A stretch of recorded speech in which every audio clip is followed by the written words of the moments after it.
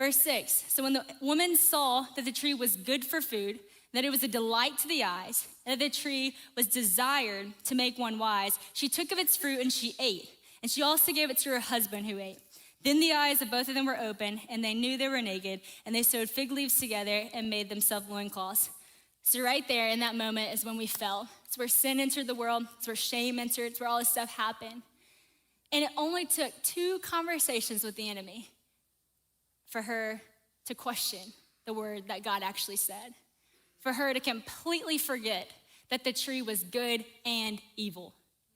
After she talked to the enemy, notice that it was no longer looked bad. It no longer was something that she thought she could die from. It was no longer any way bad. It was only good. After she talked to the enemy and was convinced by the enemy, when she looked at the tree, it was desirable. It was good. It looked so good. No longer was there any evil in sight.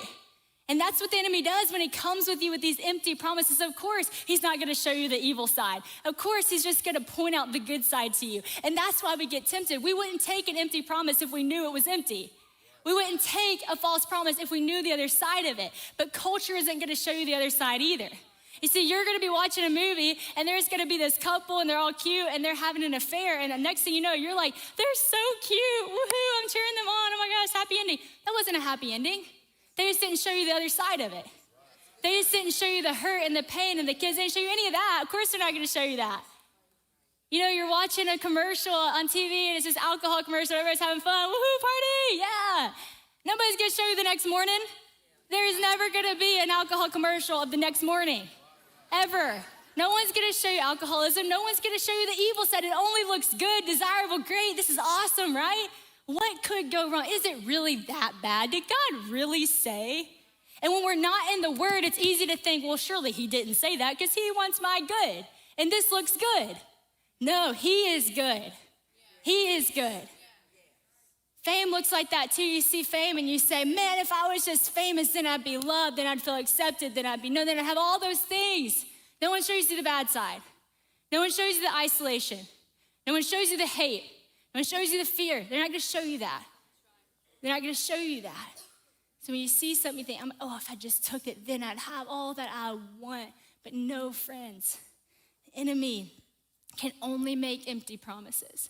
Notice when he was promising to Jesus, and here in Matthew, he was saying, all this I'll give you, all this I'll give you. He's promising fame, all this I'll give you if you just bow to me. He did not have any authority to promise Jesus that because he didn't have any of that. So when the enemy's ever promising you something outside of the will of God that looks like joy and peace and love, it's empty. It's not true because he doesn't have love and joy and peace. God does. So you can't find the things of God outside of God. And the enemy makes it look like you can, but you cannot. It's fake. Empty promises.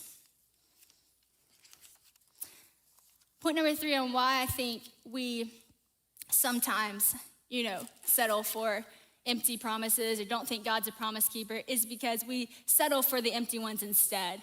It's not that we don't think that God's a promise keeper, it's just that the other ones looked better. That tree just looked better, That drink just looked better. That person just looked better. It's not that God's not good, it's just that something else was before us that just looked better.